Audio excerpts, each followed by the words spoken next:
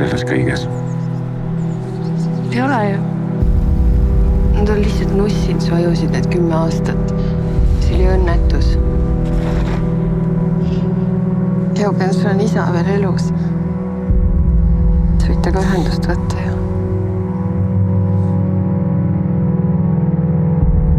Mis isa oleks teinud, kui sa oleks saanud mingi 17-aastaselt või 16-aastaselt isaks?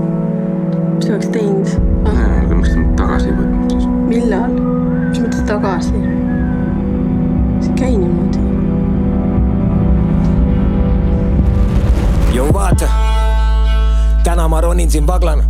Nädala tagasi tundsin, et Tony Montana kustutaks elu, kui kustutaks Fuck you, päris elu! Kuid mööda meid ronivad paganad, kustuta tuli see kõik, mis ma tahan vaid magada. Unusta suvi, unusta kuni lõputu lumi jääb sadama. Siin kiirteel, mu aju labiilne, stabiilsust ei suuda ma tagada. Aga ma siinseid lumelaviine raputab piirdes Richteri skaalana ning veri viskleb must lavana taevas.